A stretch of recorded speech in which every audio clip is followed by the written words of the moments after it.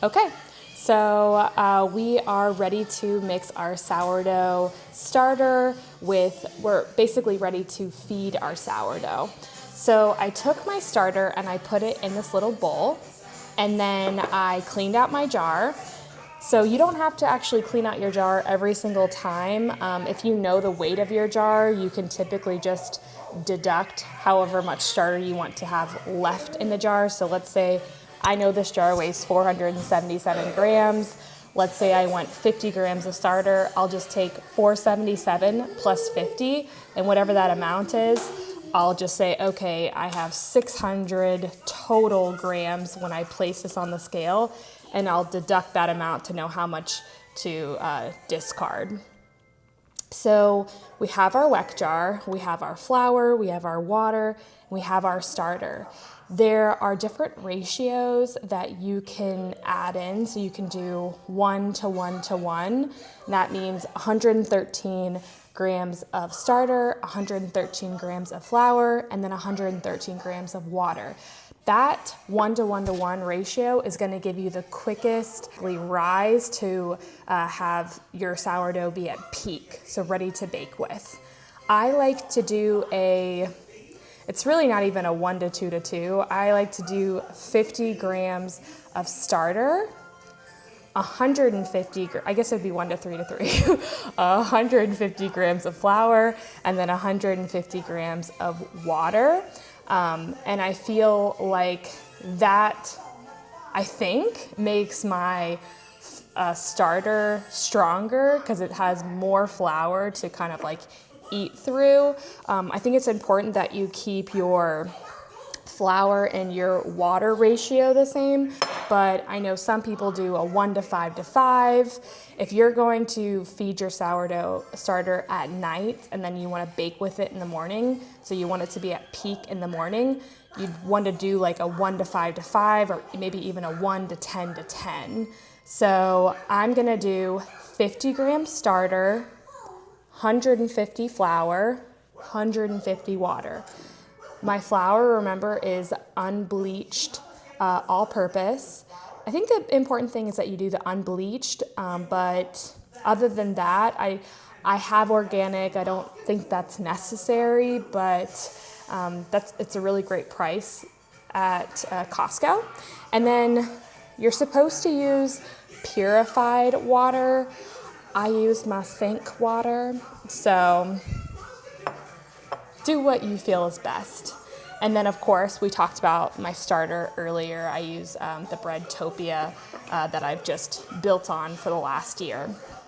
So what we're gonna do is we're gonna zero out our scale with our jar on it so that it doesn't take into consideration the weight of the jar. And then I'm gonna add in my starter. And again, I'm gonna do 50 grams. I'll try to get as close to the 50 grams as I can.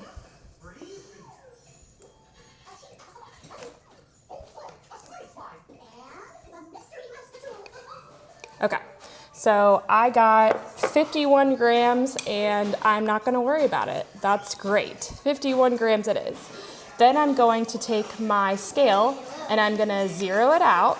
Yeah, it's at 0. And then I'm gonna take 150 grams of the flour and I'll put it right in. Drewby, we're gonna go to Disney, remember? You can't get a bunch of toys out because we're gonna go to Disney. We're gonna go see Mickey. Yeah. In 2 minutes? Okay, well, you better go get your clothes on. Can you go pick out an outfit? No, TikTok, let it go. Mommy. Okay, so I have added in the 150, it's 152 of the flour. That's fine. And then I'll zero it out. And I will put 150 of the water. Now be careful with the water. It definitely adds up really quickly. Oh, Mommy. I know, it's amazing, isn't it? Yeah. Okay, 153. What are you making, Mommy? That's okay. We're making sourdough. So then I will take this off of the scale and I will zero it out. And I'll take my spurtle and I will mix everything together. So again, it's just really nice that this spurtle is really like kind of slim and allows you to easily mix everything together. And then we talked a little bit earlier about that rounded edge. I'll kind of clear that off with my fingers, and then I'll take my spurtle and I'll push down the sides so that everything is on the bottom. And it just makes it really nice and easy. So I'll clean that off. Something to really be aware of with sourdough is that you do not want to put, this sourdough or your discard in your sink. It will cause so many problems. It will basically turn into cement. So you need to be putting the majority of it, either using it for other recipes or discard it in the garbage can. So now that I have my sourdough starter fed, I'm going to put my weck jar lid over it. And then I don't do this because I've done it so often, so I can kind of know when it doubles. But I'm gonna put this, for the sake of the video, I'm gonna put my little rubber band so we can make sure that it doubles when we get home. So here is our weck jar. It is 8:23. We're gonna head out to Disney soon. We'll spend a couple hours there. When we come back, we will check on our starter to see if it is ready to mix all the ingredients together. So I live in Florida and my house is just generally warm. My family hates it actually, that when they come visit, they're like, oh my gosh, your house is like a sauna.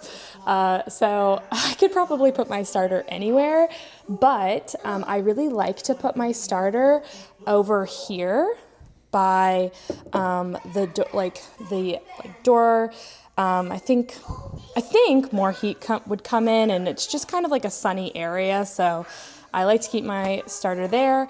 Warmth allows the sourdough starter to rise quicker. So this would be a warm place in your house. Some people put it in their oven without turning their oven on.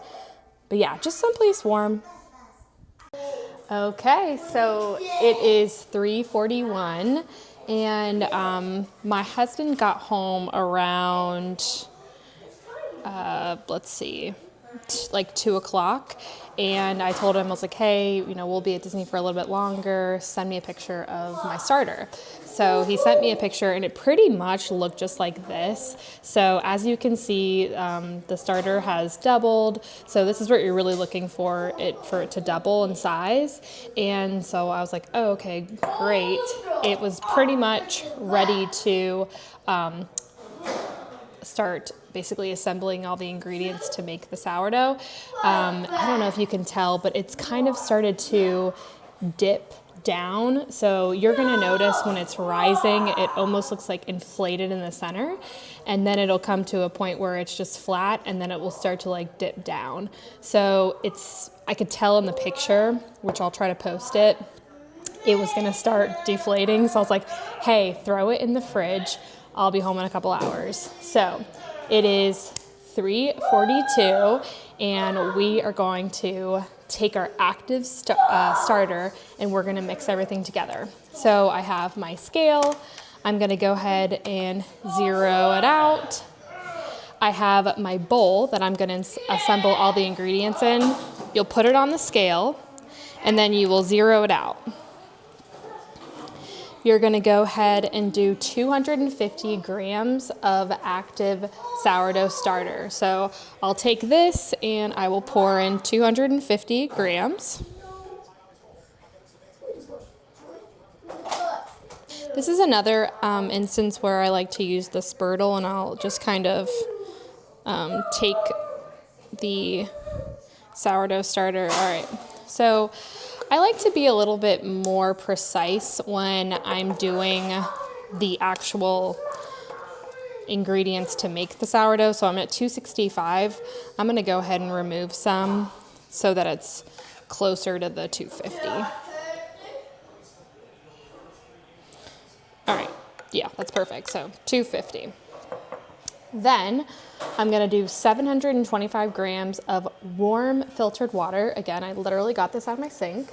So I you basically want it to be like warm bath water. So I will zero out my scale and I'll put 725.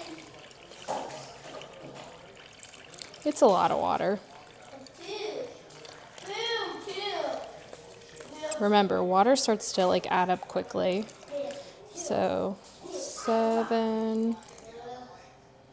Oops, okay. So I got a little extra. It's 731. I'm just gonna take my spoon and I'm just gonna kind of take a little bit out at the top. So that is 725. Starter is kind of rising to the top. That's a really good indicator that it's ready to like use. Fine. Now I'm gonna take it off and I'm gonna get my dough whisk or my fork. So literally the only thing that I use this dough whisk for is stirring the bubbly starter and the water together. So I'm not even gonna use my dough whisk. I'm gonna show you, you could easily do it with a fork. You just kinda wanna get it mostly, ooh, my goodness. That wasn't that great, but yeah, you just kinda wanna get this mostly stirred into each other. Okay, so that looks milky white. That's perfect. So I am going to wipe off my scale. And then now I'm gonna zero it out, place my bowl back on it, zero it out, and then I'm going to put in 1,000 grams of unbleached flour. And by the way, this recipe that I'm using makes 2 loaves. So if you are gonna do 1 loaf, I will try to remember to put the measurements in the video because it's not exactly half. You're not gonna use as much water, I believe. So we are so close to 1,000. Okay, so 1,001, perfect. Now we are done with that. And then now we are gonna take 25 grams of salt. And I have made sourdough pretty much every single week this past year. And I still reference the recipe from the Sourdough Mom. She's amazing. That's who I learned everything from. So I look at that every single time. So I'm gonna zero out my scale. Once it's at 0, I'm gonna put in 25 grams of salt.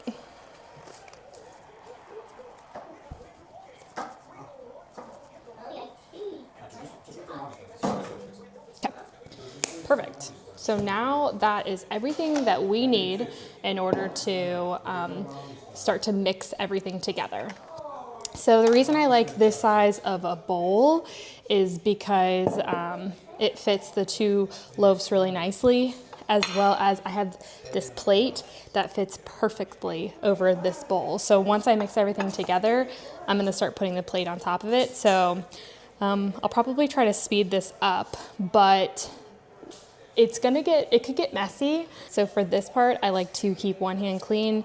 And then for the other part, that's where I'm kind of mixing everything together. So I just kind of like to start to push everything down into the water in order to avoid the flour kind of going everywhere. And then I'll just start to mix with my hand. And you're really trying to get all of the flour to evenly mix into the water where you don't have any more like clumps of flour. So it's a process. I mean, you definitely want to take your time. If your hands start hurting, just take a break and then get back to it. So I will record this part, but I will try to speed it up. And then what you can do too is, I know this part is kind of messy, you can take your dough scraper, your little plastic scraper, and you can scrape the sides to kind of help incorporate it. A lot of people use the actual dough whisk to, oh, by the way, take your rings off. So you see my rings are off. Oh my goodness, what a mess that would be to have to clean up. But yeah. So I just kind of like to scrape that down. I'll put this off to the side. It makes it a little bit easier. And as you can see, this is turning into like a really shaggy dough.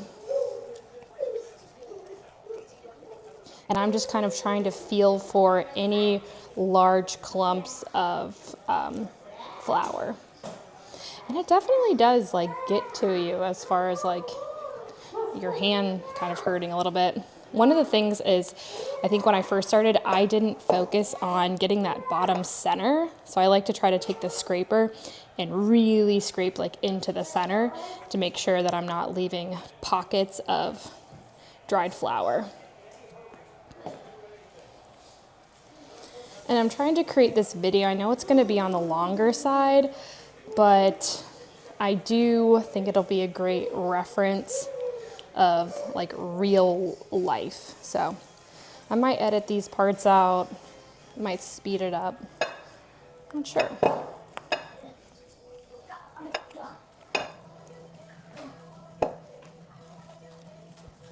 Okay, so that's pretty good.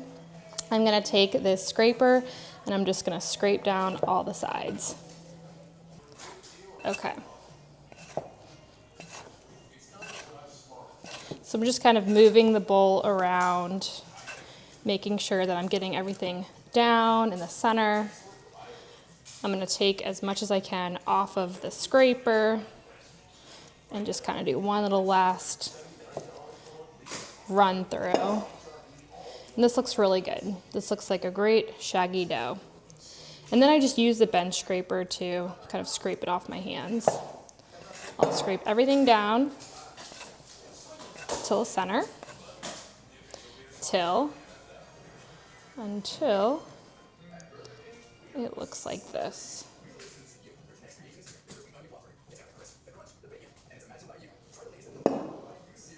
That looks great. So then I will put my plate on top and I will leave it for an hour and I'm gonna clean up. Okay, so it has basically been an hour.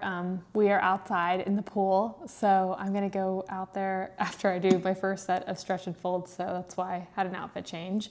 But yeah, so we've hit the hour mark, so we're gonna do 4 sets of stretch and folds every 30 minutes. So this process is gonna take 2 hours, and I'll show you what that looks like. So here is our dough. It's really shaggy still. So you're gonna notice like on the 4th set of stretch and folds, it's gonna look totally different, but I'm gonna give you a shot like this.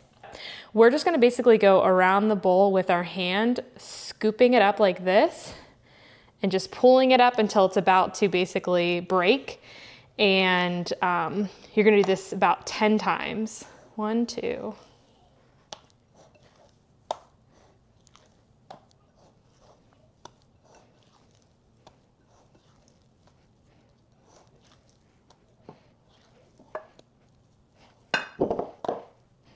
Okay, so that's fine. I'm gonna take my little rubber spatula and just push down the sides to make sure that's all together. And then I'm gonna head back outside and come in 30 minutes to do the next set. Okay, it's been another 30 minutes, so we are gonna check out the sourdough. This is how it's looking, so a lot less shaggy, and I'm gonna do the exact same thing that I did the last time. So I'm gonna take it and I'm just gonna try to start pooling it. I'll show it from this view this time around, and then the next one I'll show it from the top. But I'm just kind of pulling. So, oh my gosh, it is already way better looking. And then see, like I don't even have that much like sticking to my hand anymore. So it's as simple as that. We are done. And I will come back in 30 more minutes. What do you want to watch? Okay, we're on our 3rd set of stretch and folds. And this time it's looking so good. I will do it from the top. See how like the bowl is almost coming up? That's a really good sign that it's forming really well.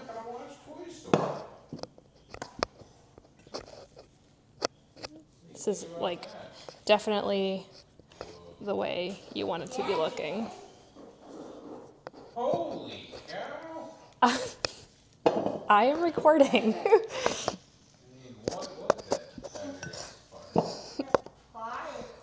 All right, so that's great. Okay, so we are on our last set of stretch and folds. The dough is looking amazing. I am going to do it really quick.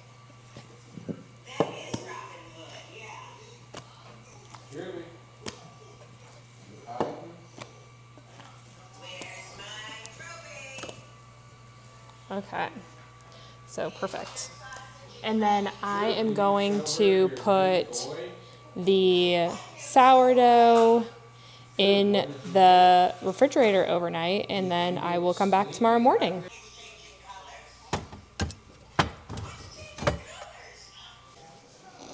Good morning. It is 7:10 the next morning. So I took my sourdough out of the refrigerator and it looks awesome. So some indications that it's going to be ready to go is when you touch it, it's not sticking to my fingers. So my friend Kaya likes to do her loaves in one day. So she feeds her sourdough at night and then does the entire process in one day the next morning. And she was like, hey, my dough is so sticky after I do the bulk fermentation. And I was like, you're probably letting it go too long, like sitting on your counter. So I told her, try to do it, the way I do it, or just make sure you're kind of keeping an eye on it. But yeah, you want it to have it not stick to your fingers, and if it is sticking to your fingers, it's either not ready or maybe it's overproofed, and then you need to switch to like a focaccia or something. So what you'll do now is, a lot of people put flour on their surface. It's a clean surface, but I don't really feel the need to. So I just take my little same plastic spatula, and you just kind of let the dough fall. And not much is left, which is a great sign. And then you will just take your little spatula and you'll just kind of cut it in half. You don't have to weigh it, just kind of eyeball it. And then I take that out of my way. And then this process is really simple. You're gonna wanna take each half, and then you want to make it into like a really large rectangle, but you don't really necessarily want it to break open. So you're just kind of gently stretching it. I know mine doesn't look like super gentle. I'll show the next one in a different angle. But yeah, you're just trying to kind of stretch it. And that looks pretty good. And then you're going to fold either side, but you're going to fold like the down part to the center and then the top part to the center. So you're kind of creating this little log. And then you're gonna come over on one side and you're gonna roll it. And then you're gonna place it in front of you. You'll push it, pull it. Push it, pull it. Oh, you know what? I wanna take my rings off for this. And then you'll get the hang of this. I mean, I was not, good the first time. I'm probably not even that good right now, but it works. Okay, that's pretty good. So I will keep that just kind of sitting there, and then I'll do the next one. So you're just pretty much trying to stretch it, and you'll see bubbles. You kind of want those to go away, because whenever you're gonna bake your sourdough, you really want to have sort of a solid loaf, because any bubbles that remain are gonna just be big holes in your sourdough loaf.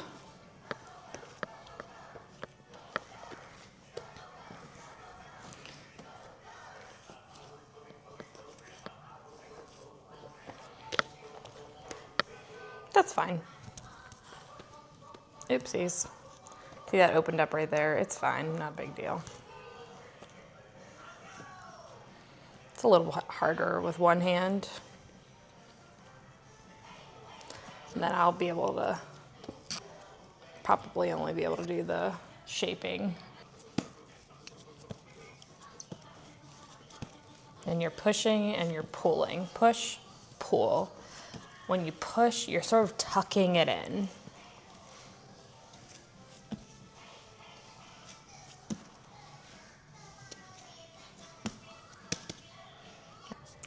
We'll come back in 15 minutes to do our final shaping. Okay, it's been about 15 minutes, and I probably should have mentioned this is a process for like a plain loaf. If you're doing any kind of inclusions, it would look a little different. So either you would include those inclusions when you're doing the stretch and folds, depending on if it's like a seed or herbs or something like that, or you would laminate them into the bread during that first, where we laid it out into a rectangle. There's a process on how you include those inclusions. So this is just a plain loaf. I used to do inclusions a lot more, but I just found that I enjoyed the bread as it is, and then I would just put the stuff on top. So that was our first shaping, just to kind of have some sort of memory on how we want the sourdough loaf to form, and now we'll do the final shaping. So that's where we take our sourdough and we put it on its back. We do this, I'll give a better angle for the next one, but basically we're putting it in a rectangle again, and it's gonna really remember that shape, so you're not gonna be able to get it to form too well. And then you'll take the bottom, you'll pull it up, you'll take the top, you'll pull it down, you'll roll it, and then you'll do your last shaping. And it should be really tight. I mean, you're gonna notice a difference between this shaping and your last one. So that's really good. And then what you'll do is you'll take it and you'll take your banneton and you're gonna put the top on the bottom of the banneton. So you'll just scoop it up and you'll flip it over. Some people stitch it up. So that basically just means you're kind of just crisscrossing the bottom of it. I don't really do that. I just kind of plop it in. I take that shower cap, I put it over, and then I put it in the refrigerator for 2 hours. So I'll give you a different view on this one. I'm gonna take it, I'm gonna flip it over, I'm gonna pull it out. It's gonna have that memory like we talked about. So it's not gonna look the prettiest. And this is kind of, you'll see like where the extra flour might have helped out a little bit. You pull it up, pull that over, roll it. This is definitely not the prettiest roll ever. That is okay.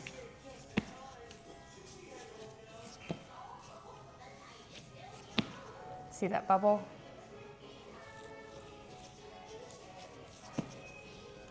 But the bubbles are a good sign. The bubbles mean the loaf is forming well.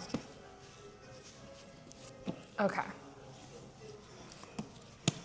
Pretty good. Now, for the video, remember how we talked about you don't need a banneton, you could just use a regular bowl and a tea towel. So I'm gonna do that for one of the loaves, just to show you the difference. So I'll take it, I'll flip it in here, I'll use the shower cap, and then I will put both of these in the refrigerator for 2 hours to cold proof. Okay, I've been in 3 Zoom meetings for work, so it's been a lot longer than the 2 hours, but I'm gonna show you now how we bake the sourdough. So I'm gonna go ahead and pull out the one that I used, the dish with the tea towel, and I'll show you what you do next. So I like to warm up my Dutch oven while my oven is coming up to the proper temperature. So I put my Dutch oven in with the lid on, and then I use two sort of skinny trays to put it right underneath my Dutch oven. And the reason I do that is because I notice that when I add in those trays at the bottom, it makes the bottom of my sourdough not burn. So yeah, so just put those right underneath your Dutch oven while it's coming to temperature. And we are gonna put it for, oh, this thing's so finicky.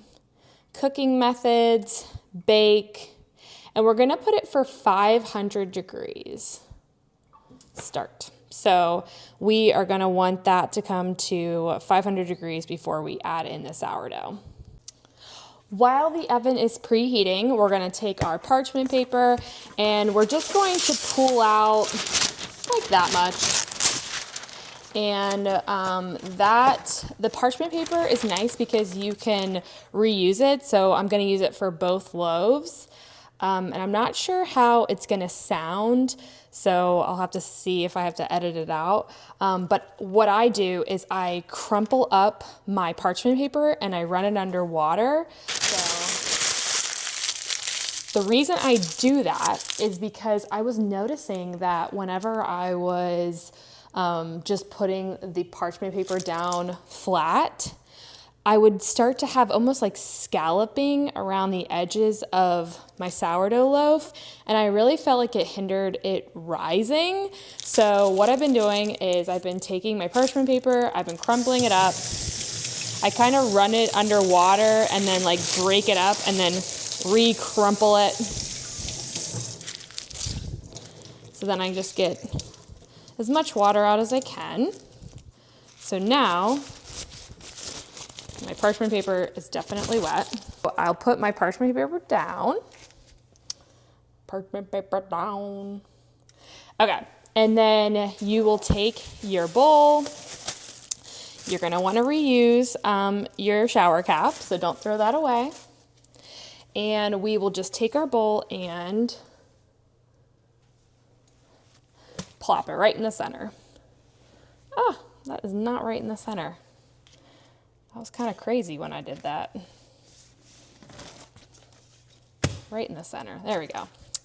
And I'm going to take my bread lamb, and this is exactly how I cut it. And I feel like when I cut it this way, I get the best rise. So I am going to make a little moon shape. You see how that's kind of pulling?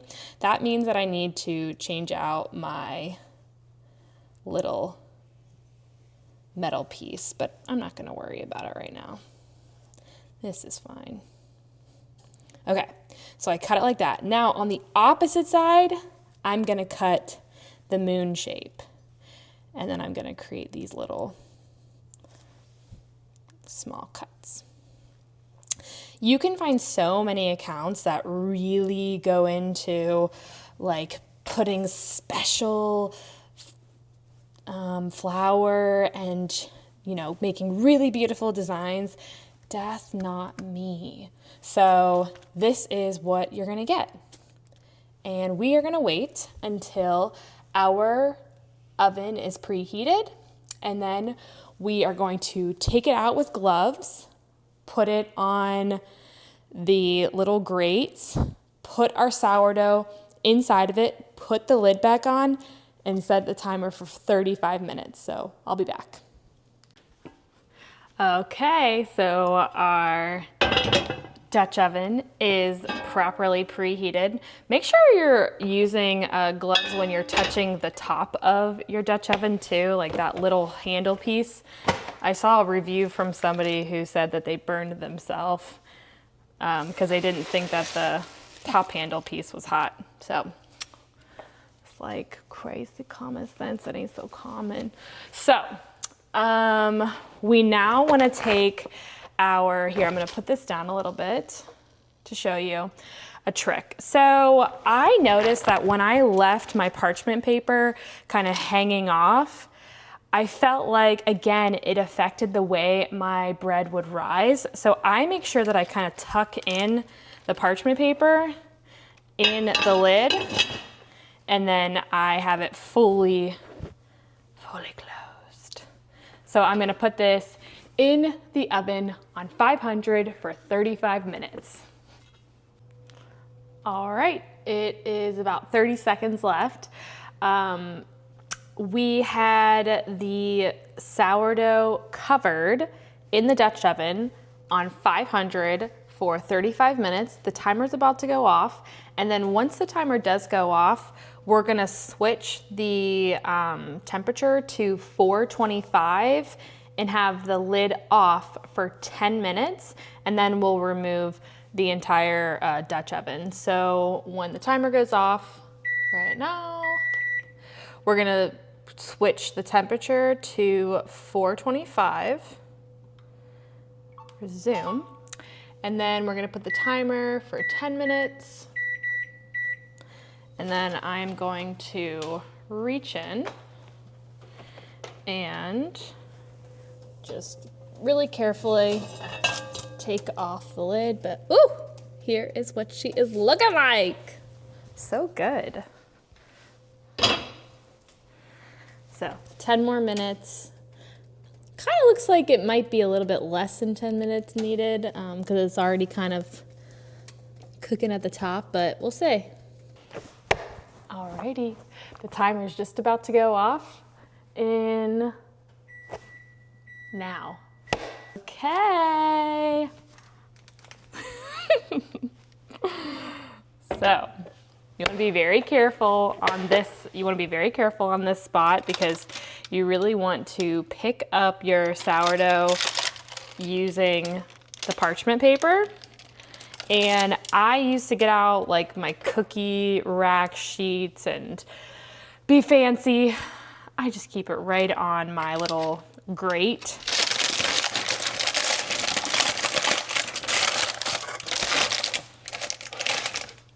It is really warm, so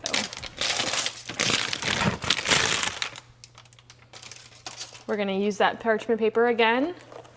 But here is our loaf.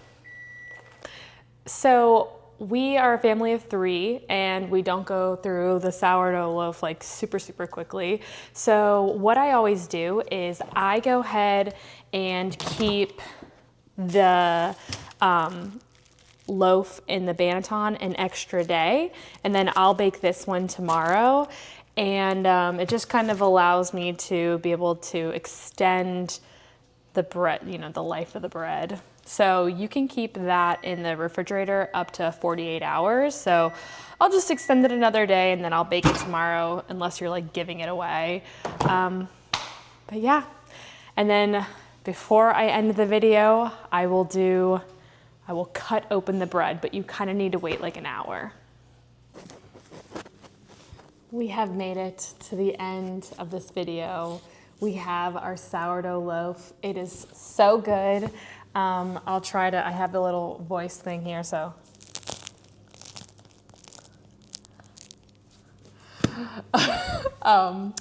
So I'm gonna go ahead and cut into it. That's the one kind of negative thing about these bows is that it kind of limits you based off of that dimension, how wide into the roll you can go. So I'm not gonna do like the center like they do in the videos here. All right. Oh gosh. I guess I've never really worried about cutting it pretty. I've never been on camera. All right, we'll just do that. Ready? It's okay, it's pretty good. I mean, I think you don't really want a ton of these like bigger holes, but I promise it's gonna taste like bread. We'll do the little squish. Boom, got a good spring. Nothing beats the fresh bread smell. So this was a journey filming this. I don't know if it's a vlog, a tutorial. It was a lot. So I wanted sourdough to seem like it was not a really big deal, make it make sense for your life. Truly, I've made it once a week, every week since I really first started. And this is really how the bread's pretty much turned out from the start. So it's pretty easy. You should try it. Good luck.